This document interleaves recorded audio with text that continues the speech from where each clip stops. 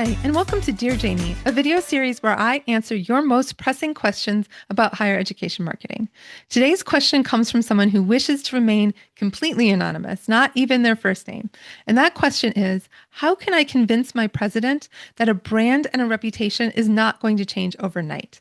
And honestly, I could probably have listed 15 random first names and had so many people in higher education marketing feel heard. Presidents often don't understand the long game that is marketing and brand. So, first of all, some of the problems exist when you're trying to market the institution in a way that isn't authentic to the lived experience. So, the very first thing that you need to examine if the reputation of the institution isn't good is getting to the heart of why that is.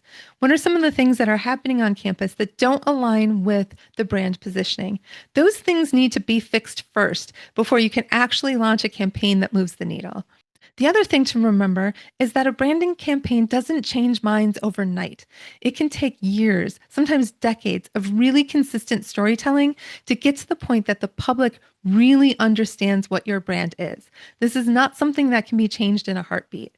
I know that when I was at Winston-Salem State and we made some big moves in terms of branding, it took about 2 to 3 years to really start moving the needle. Of course, we saw some small wins up front, maybe some big media hits, maybe a campaign that was super successful, and those always need to be celebrated. And that can maybe help your president see that the needle is moving. It's just not going to flip 15 degrees in 15 minutes.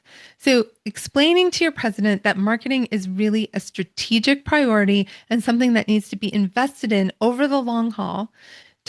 Maybe find some case studies that exist in the corporate world that can help your president see like, oh yeah, that wasn't something that shifted overnight, and make that analogy back to campus.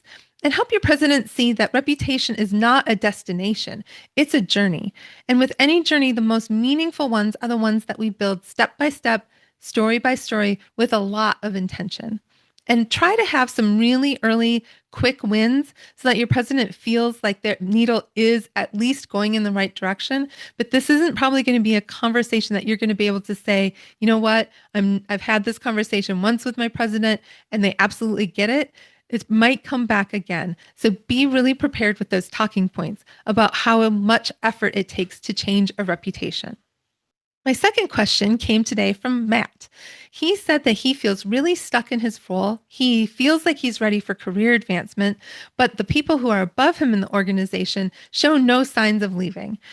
And he's feeling like he's going to have to quit his job, which he enjoys, in order to get career progression. I can absolutely relate to this.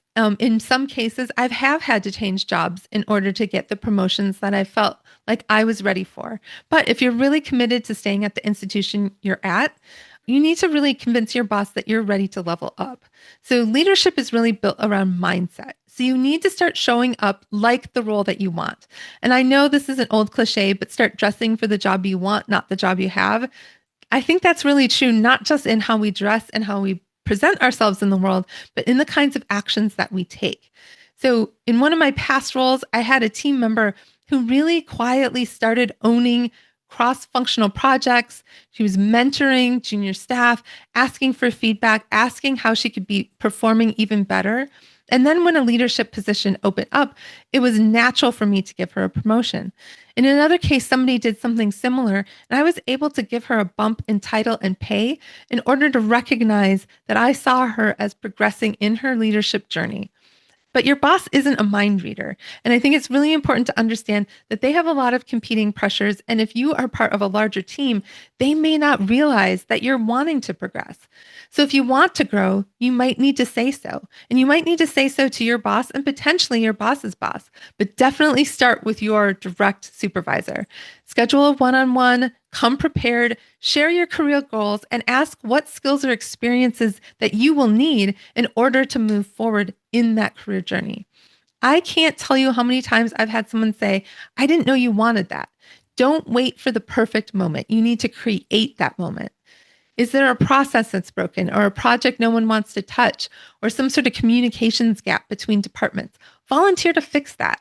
When you start solving problems without being asked, it sends a really powerful message that you're not just a doer, you're a thinker and a leader. And remember, people can lead from wherever they are in the organization. You don't have to have a director title to lead, but you do need to showcase your ability to lead if you want that promotion.